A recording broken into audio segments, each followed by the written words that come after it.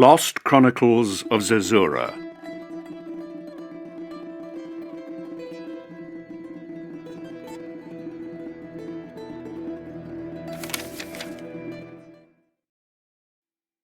The woman's screams echoed through the house. They joined the cacophony of screams that could be heard around the city. The Inquisition had arrived, hunting like a lion. Non-believers had to be found. Yet another scream could be heard, different from the others, younger, much younger. Susanna had done it.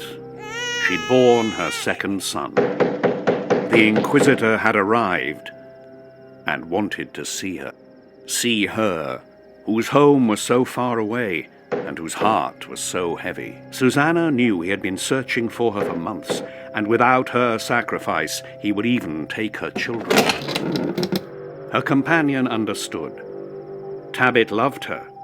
She could trust him with her children. The door burst open. There he was, the Inquisitor. She knew Gonzalo only too well, and she feared him. Susanna knew what he wanted.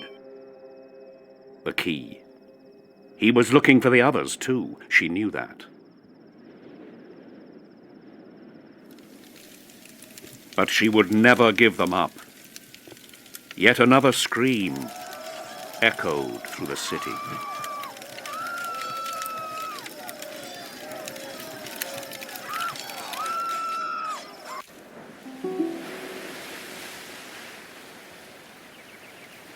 Test Flight 19. The safety net is secure. The weather is on our side, even if it is a bit too windy. The invention is ready up on the hill. You are testing my patience, Morales. We'll be underway in no time, Senor Conde. I'll speak briefly to Conde and my brother. Then we'll begin our test flight.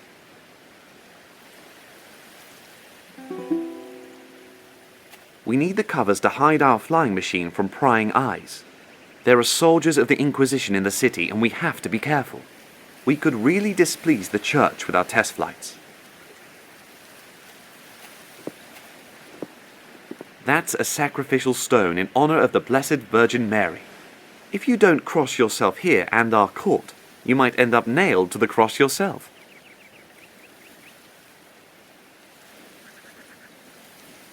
That path leads down to Barcelona. The gentle hills of Catalonia, my home. Dark clouds are forming on the horizon. I hope there isn't a storm this evening.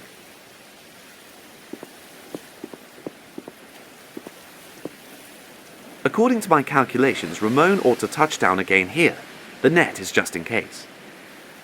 A net, just in case the flying machine flies further than expected. We drove our invention onto the meadow with the cart. I only hope that no one saw us doing it. If Ramon gets a running start, he should stay in the air for 4 or 5 cubits. That should be enough to convince the Count to give us another advance. My brother Ramon. I hope he didn't eat too much for breakfast.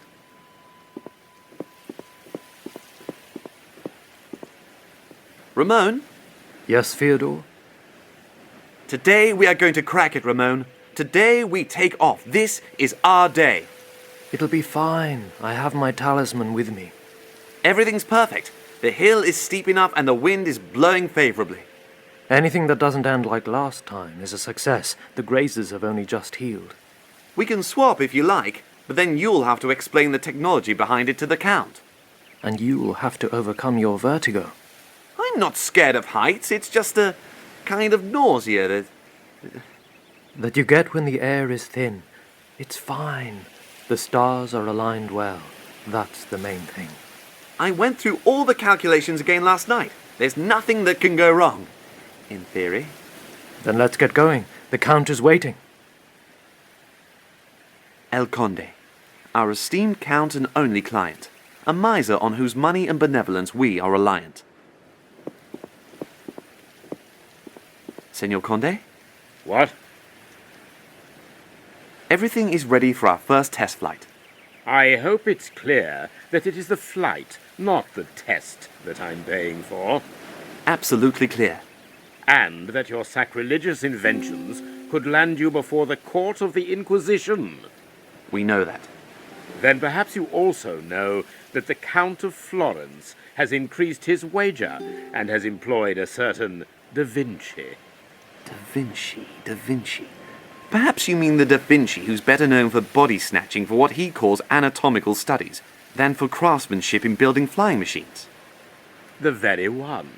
And I hope that you are soon more well known for your practical successes than your impractical theories. I hope so too, Conde. I assure you that you've backed the right horse with us. If it's a flying horse, yes. Otherwise, you'll spend the rest of your lives trotting around on a Spanish donkey. We'll do it. I expect nothing less.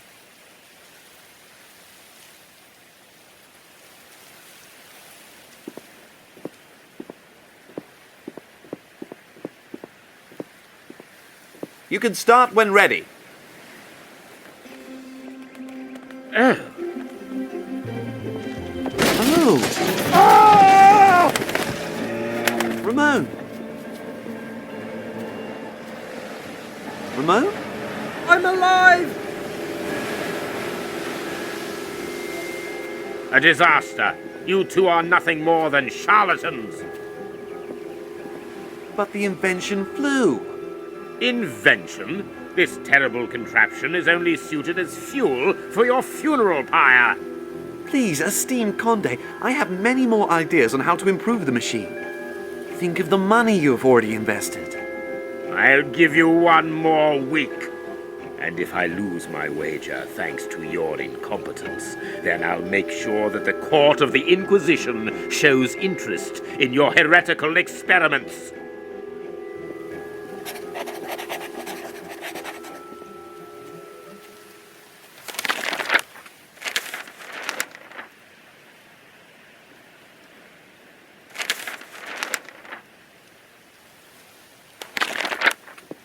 Our workshop cart.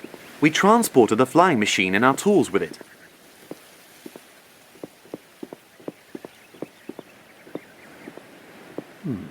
I could take the side pieces off and use them as a ladder, but they are very short.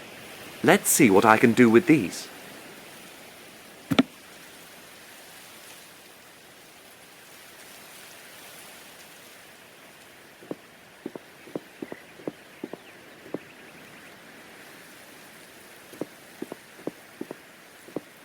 Our tools. Somewhere around here should be... Ah, yes, there's a knife there too. Should be useful. I'll take it.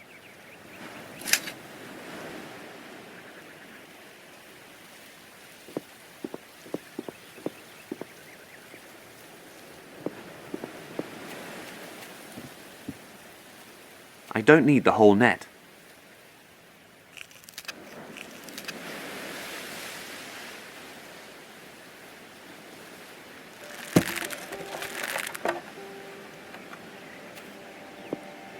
Ramon's guardian angel deserves a medal.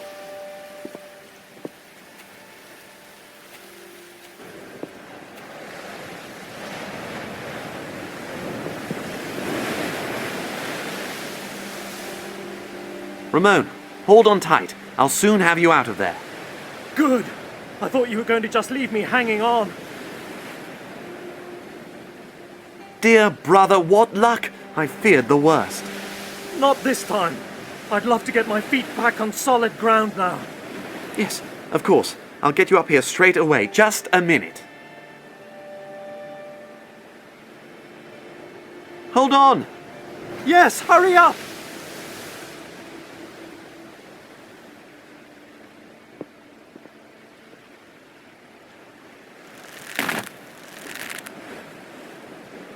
That should hold.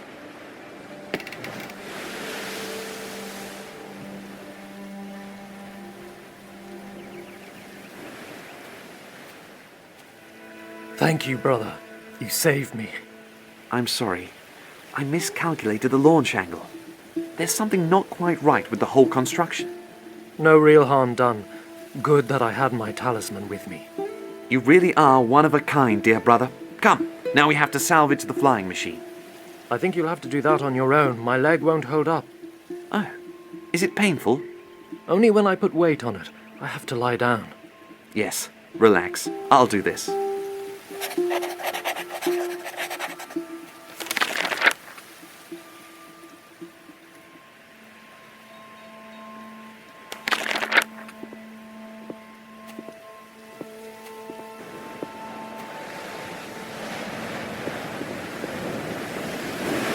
I'll take my rope ladder with me. The workshop cart is sure to need its rungs back at some point.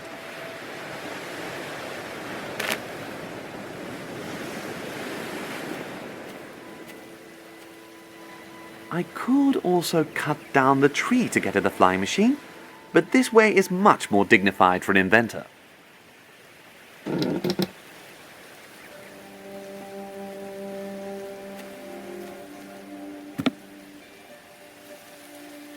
Good.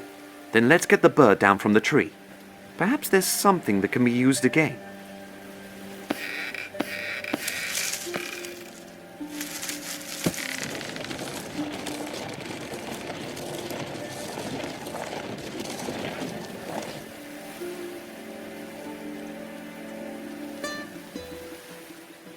The test flight was actually a success. It only got a bit out of control. We can sort that out. Hey, Theodore, I'll help you in a minute. I've got something really important to do first, though. We've got exactly 1 week before the Count has us put in thumbscrews. I don't think there can be anything that's more important. Hello, Ramon? Always the same. All right then. The invention of the century is going to have to be made by just one genius. And what if the material is too heavy? In theory, wood should also fly, if it has enough lift. A light material would, of course, be better. It's definitely something to do with lift. That's the crux of the matter. But how can we be independent of the wind's changing mood? Da Vinci designed that huge screw. I wonder if he'll manage to screw himself into the air with it. It must be possible, as long as it turns quickly enough. His parachute design isn't bad either, but in the end it'll only get him from up there to down here, not from down here to up there. As long as Da Vinci hasn't found a solution, my chances aren't too bad.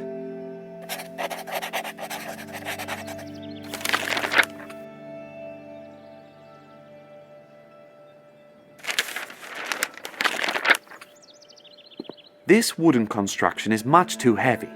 I'm not at all surprised that this thing didn't fly. One of our first flying machines, but this wooden construction is much too heavy. I'm not at all surprised that this thing didn't fly. We used to play catch with this pig's bladder. It's dried and blown up, sturdy and watertight. And I guess it's easier to get into the air than any kind of wood construction.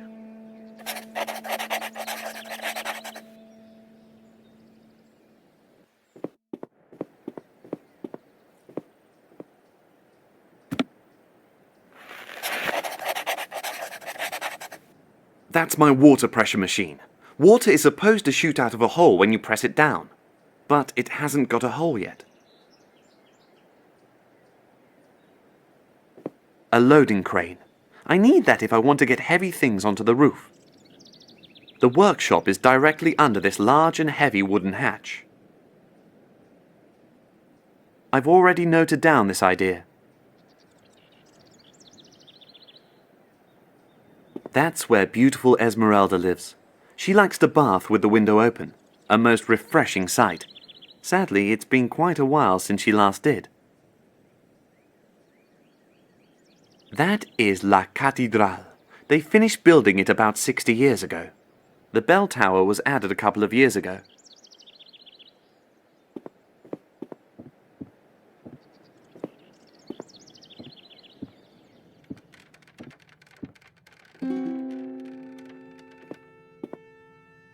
The whole construction has to be extremely light and be able to carry a person.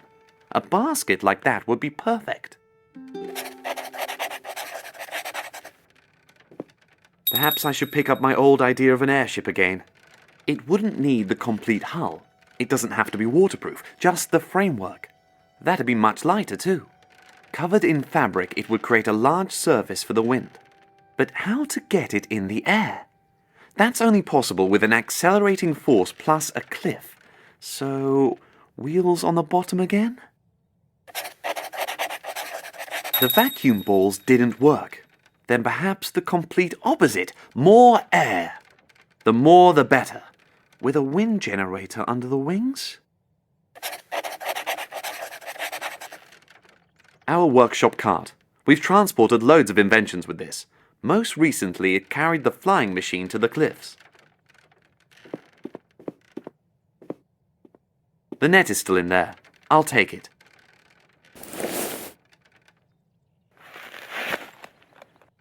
Cartwheels.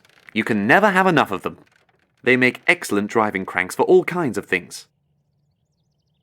Fishing rods are made of light and supple wood, the perfect material for wings, or perhaps a whole airship.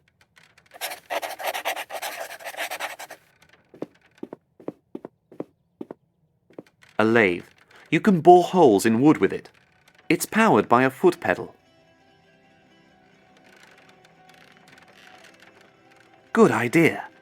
I can bore a hole in the lid with that, through which the water can then be forced.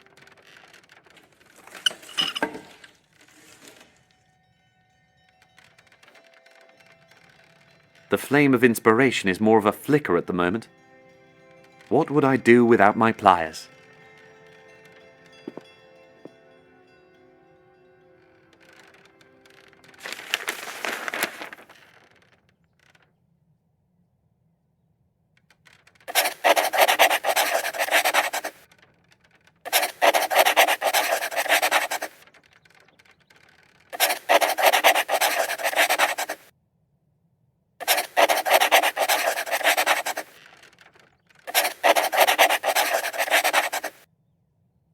That's it. A huge leather bladder full of air, a couple of wings to steer it, and a basket for the pilot. Next, I need to get hold of the construction materials. Supple wood, a whole load of leather, and a large basket. Hopefully I can find all that quickly.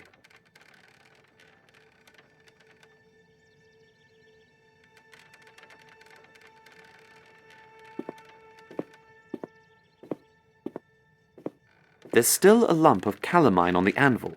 That should be in the mineral cupboard.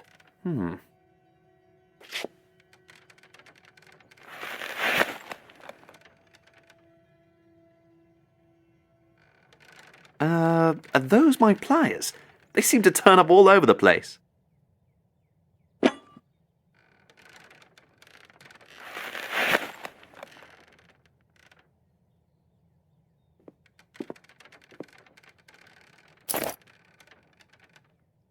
Unfortunately, that's all I've got at the moment.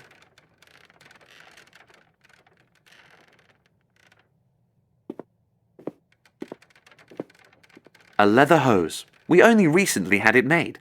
The last one burnt to a cinder on the forge.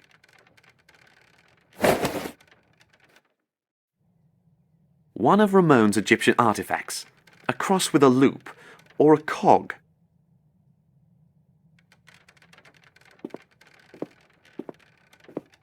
Uncle Tabit sent this letter a couple of weeks ago.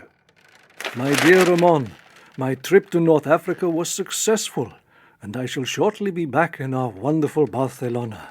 I found an extremely interesting artifact there. It would appear to be only part of a larger piece, but I think you will find it very precious nonetheless. When I'm back in town, you can come and pick it up from my shop whenever you like. Farewell. Uncle Tabit, Valencia, 7th of April, 1514.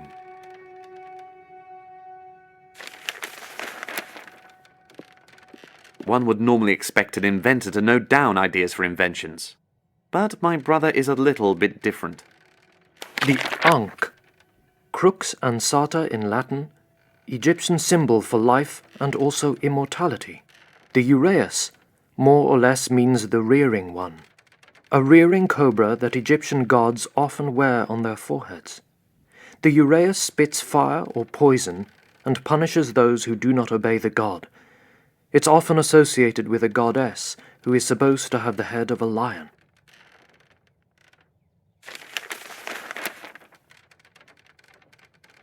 That's a bowl of wood tar. Ramon sticks his old stones together with it. There's my dear brother.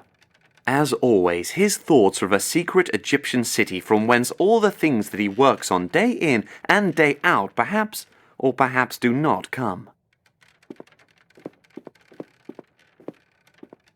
Ramon? Are you dreaming of utopia again? I'm searching for it, yes. One day you'll be thankful for this. For what? That you spent precious working time cleaning artifacts? That I never lost sight of our goal. Which goal? I don't quite know exactly. That's why I'm searching for it. What do you think about the idea of constructing a huge bladder and then pumping it full of air? Of course, the material would have to be extremely thin and supple. We could attach a rope ladder or a basket in which one could sit. I mean, in which you could sit. I'll have to watch it all from the ground, of course. If we push you over the cliff and the wind blows strongly, then it's sure to stay in the air for a while, don't you think? If we hang this magic amulet on it, then it's sure to work. I'll be off then.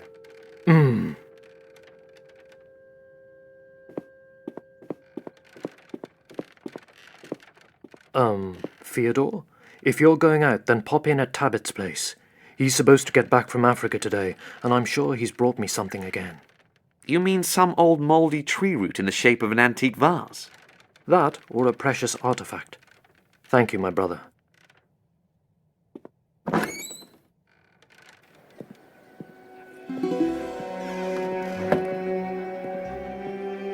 This market stall has been closed for weeks. The family who the stall belongs to has emigrated to America, like many others. That's where the fisherman and his wife live. They have a small stall at the market. Nice people, actually, even though they sometimes complain about the noise coming from our workshop at night.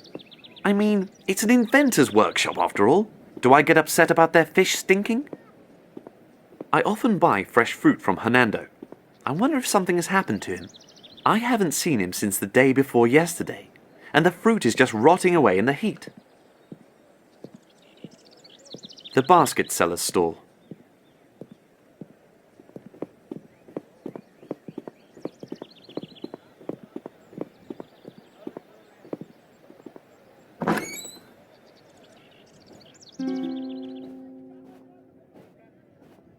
Ottoman soup bowl and plate. Uncle Tabit stores various fabrics and cloths up there. He asked me to invent something to keep the moths out of there years ago. As soon as I finish the flying machine, I'll get onto that. These books are real treasures, elaborately illustrated and decorated. However, completely illegible for me. I can't read Hebrew. The sarcophagus is from North Africa. It's been here for some years. Map of Terra Nova and Terra Incognita, based loosely on the travel logs of Amerigo Vespucci.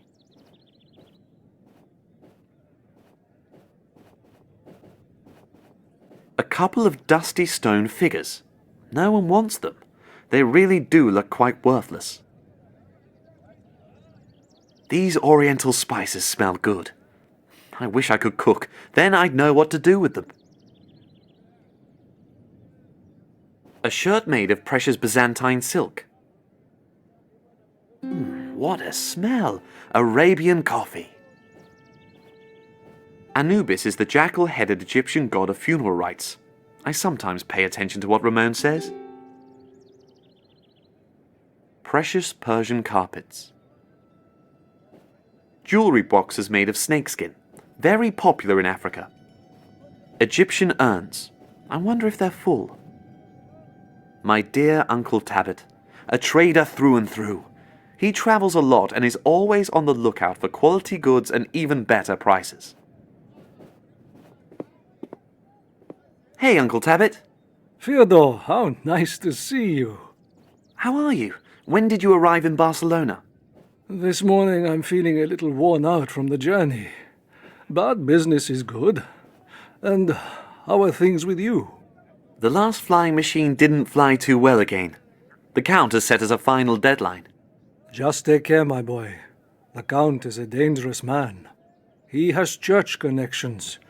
You need to watch out.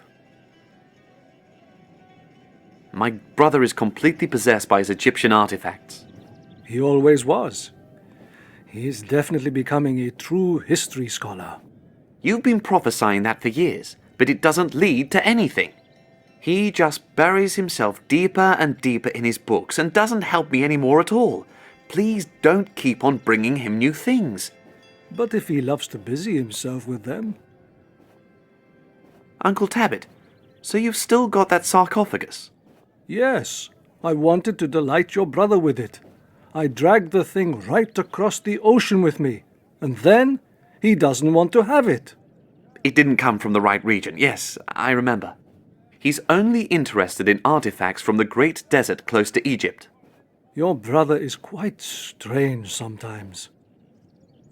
I need 2 bales of the thinnest leather that you have. I've still got a few bales of camel leather, but I can't hand them over to you just like that. They are very valuable, and you know that since the discovery of the New World, business has not been so good. How can that be? Most of our shipping is now on the Atlantic coast, not here on the Mediterranean anymore. Ramon reckons that you've definitely brought something for him again. Yes, quite correct. Look, a valuable piece of crystal. Whatever you do, don't drop it. What's that supposed to be? Looks like half of it's missing. Yes, there must be other parts that belong with it. But I'm sure Ramon will like it all the same. These stone figures have also been on your shelves for some time now, haven't they? Yes, they're ugly, aren't they? Nobody wants them. And they keep looking at me like they're laughing. People don't want things made of stone. They want gold. See you later. Yes. Till then, my boy.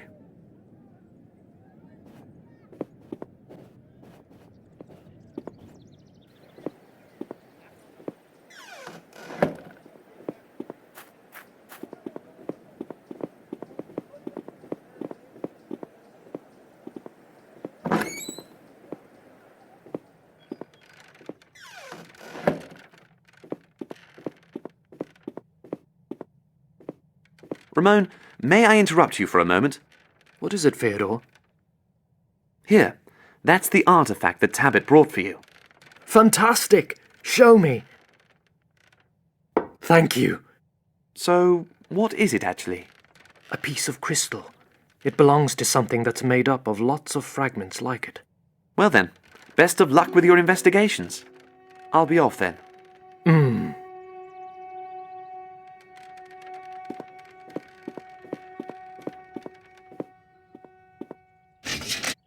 That's a little smelting furnace for smelting metals in an airtight space.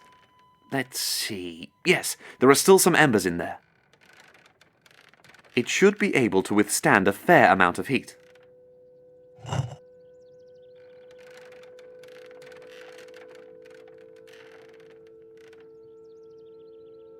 Take a couple of copper coins.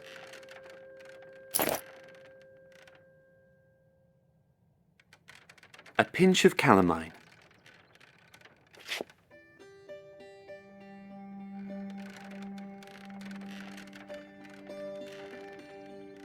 Exactly. Right in the middle of the embers, and soon the heat will be increased a little bit.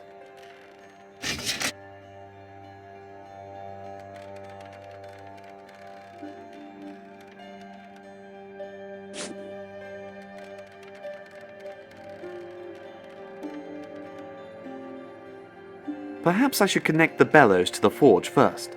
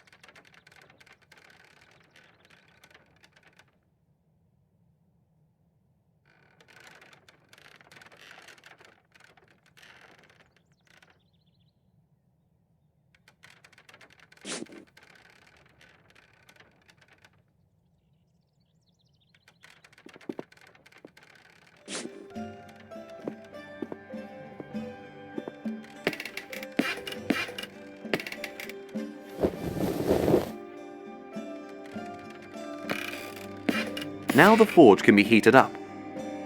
I'll close the oven first, otherwise too much air will get into the metal.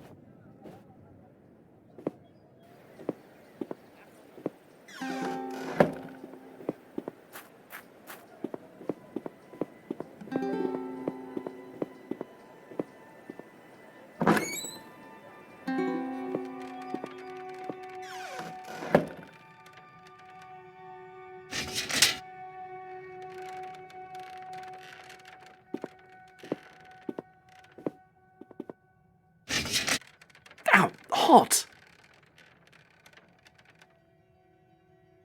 It was a fantastic idea to cover the stone figures with brass. They look really precious. Tabit will be delighted.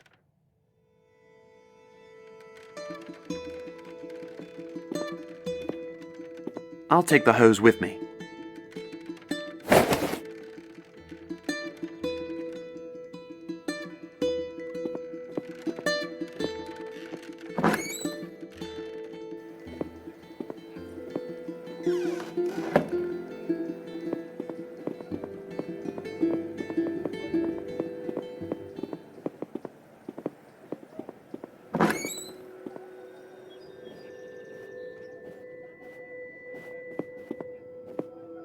Uncle Tabit? Yes, my boy? I've covered your figures with brass. Look at them now. They look like they're made of gold. Superb. Now I can really ask a good price for them. Thank you, Fyodor. About the camel leather. Take it with you. The money from the gold figures will no doubt pay for it. Thank you. I thank you. Here, take a silver coin and buy something nice for yourself. Maybe some flowers for your girlfriend? Uncle, thanks. See you later. Yes. Till then, my boy.